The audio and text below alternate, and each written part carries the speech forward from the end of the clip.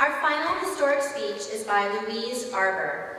Arbour was the United Nations High Commissioner for Human Rights, a former Justice of the Supreme Court of Canada, and a former Chief Prosecutor of the International Tribunals for the former Yugoslavia and Rwanda. She made history with the indictment of a sitting head of state, Yugoslavian President Slobodan Milosevic, as well as the first prosecution of sexual assault in the Articles of Crimes Against Humanity. In her Remarks to the Vital Voices Conference in 1997, she made a case for the unique value of having women in power, particularly as it relates to large-scale violence. Coming to the podium to share Louise Arbour's words is Sarah Wollstonecraft Pirtle, who joined feminism at age 19 and to celebrate her 65th birthday changed her middle name. She's the author of 5 books, including An Outbreak of Peace. She directs Journey Camp, now in its 22nd year. She also directs PeaceNet for Girls and Women and the Discovery Center for Peace Building. With Rosie McMahon, she leads Constellations, a monthly teen empowerment group for girls ages 14 to 18. Her 11 recordings include Everyday Bravery. She received the Magic Penny for Lifetime Achievement in Music and founded the Children's Music Network. Her son Ryan is 30. Please join me in welcoming Sarah Pirtle, speaking as Louise Arbour.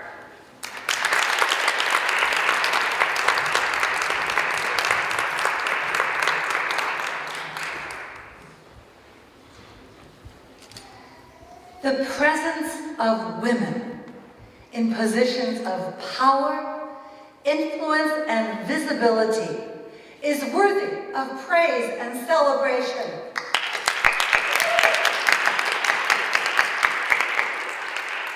This is not only a matter of justice and equality, but women, both individually and collectively, have a unique contribution to public life. Allow me to reflect on that credible working hypothesis in context of my current assignment as war crimes prosecutor. The prosecutor of the 2 tribunals holds a powerful office. She is charged with the investigation and prosecution of the most horrendously violent, large-scale attacks on human life. Genocide. Persecutions on racial, religious, and political grounds, which are now widespread and systematic. Murder, rape, torture, deportation, or enslavement of civilian populations.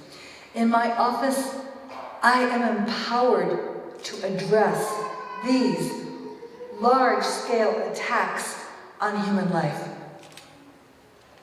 Women are acceding in unprecedented numbers to positions of power. It is fitting for us to reflect on criminal abuse of leadership and to participate in developing appropriate mechanisms by which these abuses will be punished. There is an ongoing, fascinating debate as to whether women bring a fundamentally different analytical approach and moral judgment to these new endeavors. I believe that we undeniably bring a different point of view to conflict and war, to power and abuse of power, and to the issue of violence in all its forms. We know something about violence. We tend to be the primary recipients of it in many of its most odious manifestations.